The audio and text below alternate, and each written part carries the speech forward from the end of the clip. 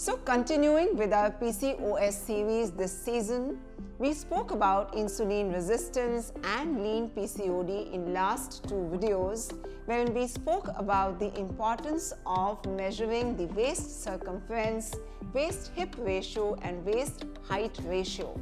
So today we will be talking about how accurately to take these measurements.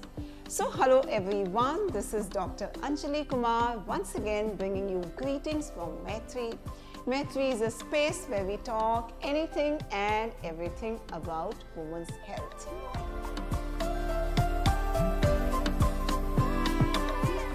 So body weight and BMI have been commonly used markers for obesity, but they have their own limitations because they do not differentiate between the fat and the muscle mass in the body, and they also do not take into account the visceral fat or the fat which is present in the abdomen. We know that in men, typically the fat deposition happens in the upper part of the abdomen and the waist area, while in women, typically the fat deposition happens in the buttocks and the thighs area.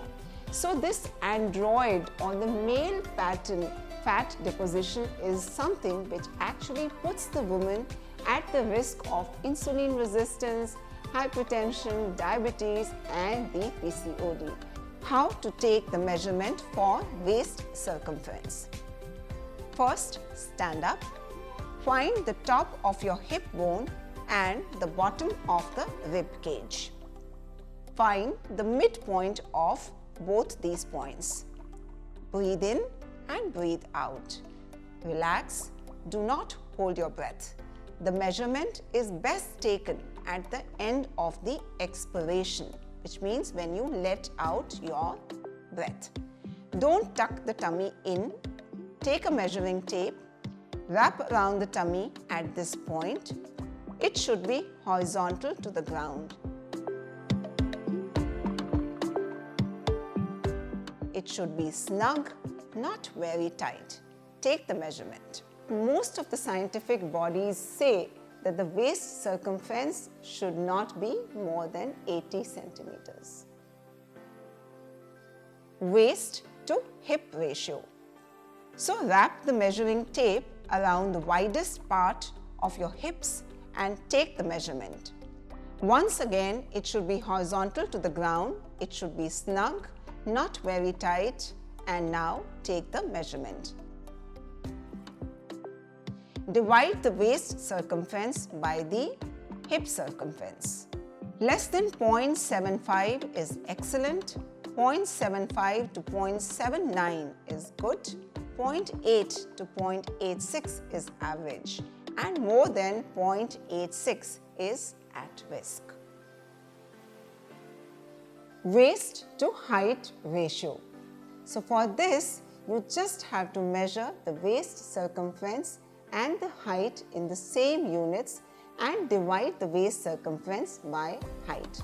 So a waist to height ratio of more than 0.5 puts you to a higher risk of insulin resistance, diabetes, hypertension and of course PCOD. While a waist to height ratio of less than 0.5 is supposed to be healthy for men and women worldwide.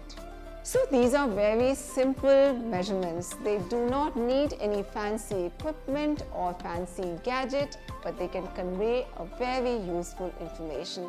So today, try and take these measurements for yourself, and do let me know in the comments below if you found your measurements to be within normal limits or you found them to be outside the cutoff values.